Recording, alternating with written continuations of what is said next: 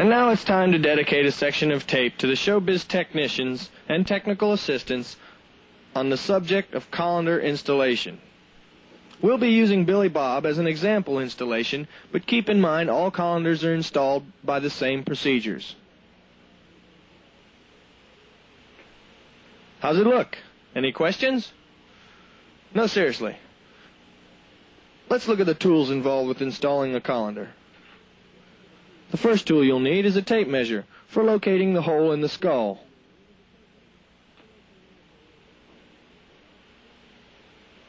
Of course, then you'll need a drill for drilling the hole in the skull, and use a 1/4-inch drill bit.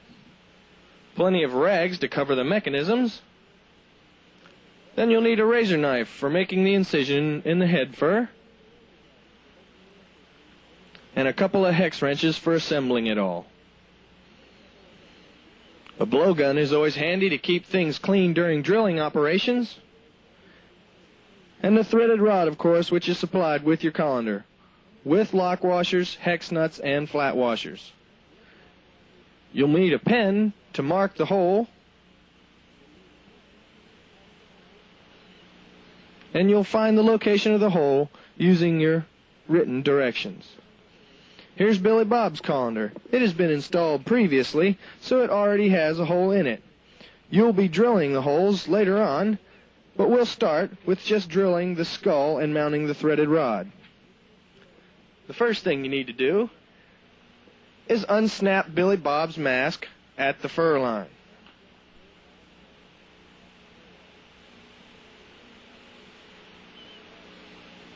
Then you'll also need to unsnap the snaps that are holding the mask to the skull. Once this is completed, pull the mask forward out of the way to gain access under the skull. You'll want to cover all the air cylinders with rags to prevent any fiberglass particles from getting on the piston shafts.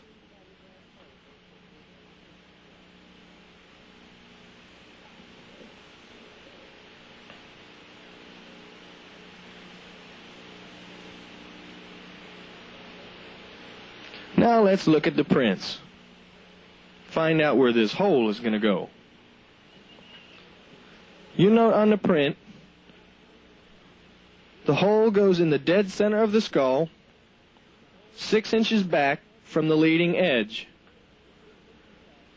Measure from the leading edge with your tape measure, 6 inches towards the rear. These dimensions will change from character to character, so be sure to check your print. Next, you'll need to measure from side to side to ensure that the hole is dead in the center of the skull. Make another mark. Now you're ready to drill the skull. Be careful not to drill too deep, as we don't want to damage any internal mechanisms. After the drilling operation, you want to blow off all the fiberglass dust to prevent them from getting into any internal mechanisms.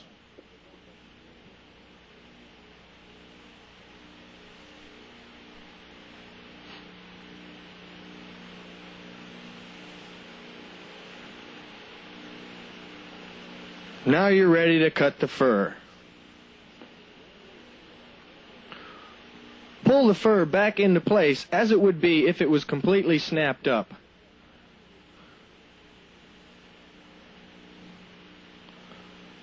Put the mask back into place. Now pull the mask out of the way and feel through the hole where the incision should be made. Mark the location of the hole, and it's a good idea just to double check it.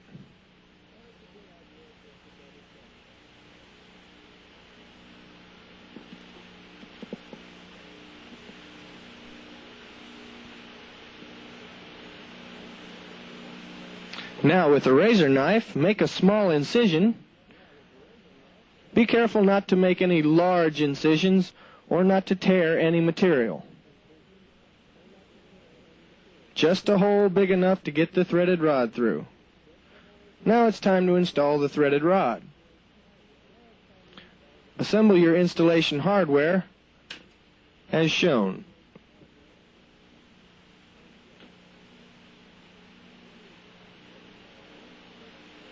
Then you insert the threaded rod through the skull and install a flat washer and a hex nut on the underside.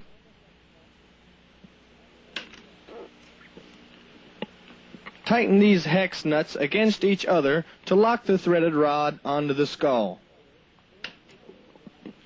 Please note that the threaded rod does not extend into the skull past the hex nut. The threaded rod should be flush. Now you're all done with Billy Bob and you can button him back up.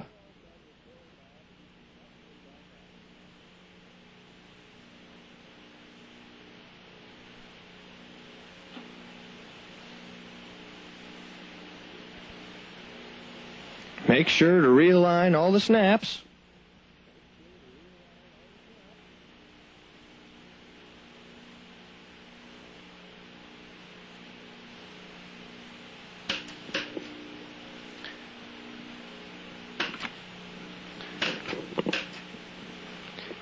And now, if your colander was pre-drilled, as ours was, it would be time to install it on the character. Use the hex nut, flat washers, and lock washers to lock the threaded rod into the colander as you did the skull.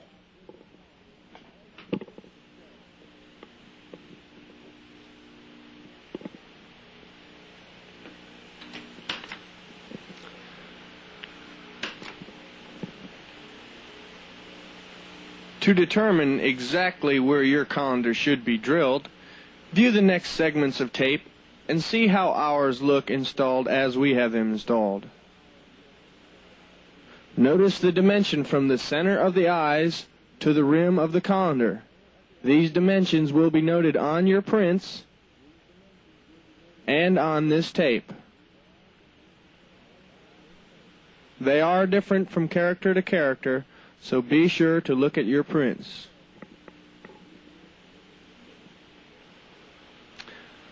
Note the clearance cuts made in the colanders for the characters with ear movements. You'll want the character's colander to sit at its specified height above its eyes, yet not interfere with any character movements. Here's a picture of Beach Bear. Notice that you still want his hair in his eyes. Notice that his specific measurement is 4.5 inches. This is measured from the center of the pupil of the eyes. Let's take a look at the rest of the characters and see how they stand.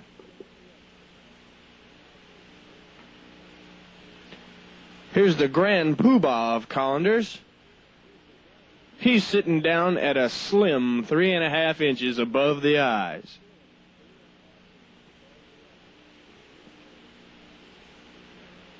Moving over to the left, here's Duke. Notice he also has the ear clearance cuts. He's only at 2 inches. Duke is a little different from the other characters. His colander is held on by the same screws that hold his hat on. You'll have to make 2 clearance holes in Duke's colander. Please note that his ears don't rub. And almost last but not least, Little Earl. He's only got about 1 inch space above his eyes to the colander. But as long as the colander doesn't interfere with his eyebrow movement, no harm done. You probably thought we were going to forget all about Looney Bird. Well, he wasn't able to make it to the studio today, so you'll just have to wing it and go strictly by the written instructions. If you have any questions on colander installations, feel free to call Creative Engineering Collect. The man you want to speak with is Tim Inglis, and the phone number is area code 305. The number will be 425-1001.